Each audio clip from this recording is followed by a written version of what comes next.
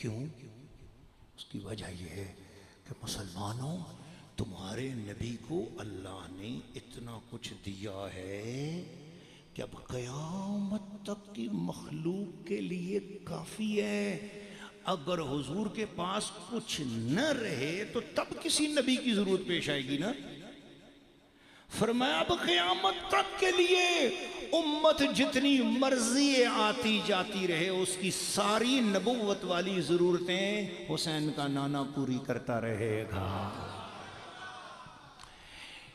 آج آپ کو ایک حدیث سنانا چاہتا ہوں، لیکن آپ میں سے جو ہوشیار آدمی ہے اس کو سبحان اللہ کہنے کی اجازت ہے، باقی کسی کو نہیں، جیسے سمجھ آئے۔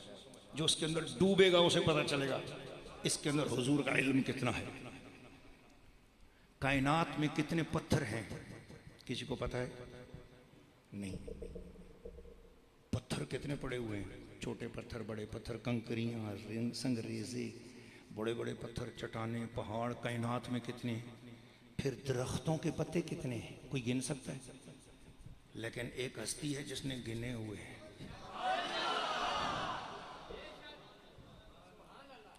ڈھیلا بولے ہو، ذرا اونچی آواز میں بولے۔ وہ امید لالا، نبی پاک کی حدیث امام احمد بن حنبل کی مسند میں آئی ہے۔ حضور نے صحابہ کو فرمایا تمہیں پتہ ہے قیامت والے دن میں کتنی شفاعت کروں گا، کتنے لوگ میری شفاعت سے جنت میں جائیں گے؟ یا رسول اللہ نہیں پتا۔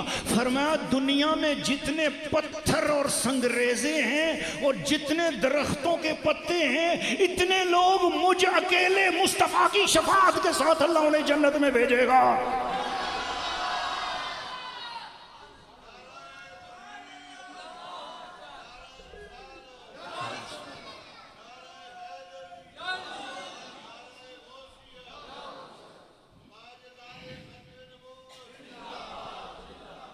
اگلے جمعۃ المبارک کو تاریخ کون سی ہوگی؟ 15 ستمبر انشاءاللہ۔ غالباً وہی رات، چاند رات بھی ہوگی، ماہ ربیع الاول۔ نور والا آیا ہے، نور لے کر آیا ہے، سارے عالم میں یہ دیکھو کیسا نور چھایا ہے۔ الصلاۃ والسلام علیکہ یا رسول اللہ، الصلاۃ والسلام علیکہ یا حبیب اللہ۔ انشاءاللہ اگلے جمعۃ المبارک کو ماہانہ محفل ہے، اور وہ بسلسلہ استقبال ربیع الاول، جشن عید میلاد النبی کے طور پر انشاءاللہ العزیز وہ محفل مبارکہ لنیا شریف میں عظیم الشان میلاد مصطفیٰ کانفرنس کے طور پہ ہوگی، عصر کی نماز کے بعد ختم شریف، چونکہ اس دن جمعہ بھی ہوگا انشاءاللہ، اور 15 تاریخ بھی ہے انشاءاللہ۔ جمعے میں ہم بیان جو کریں گے وہ حضور کی سیرت پر ہوگا، اور رات کو بیان حضور کے میلاد پر ہوگا انشاءاللہ۔ وما علینا الا البلاغ المبین۔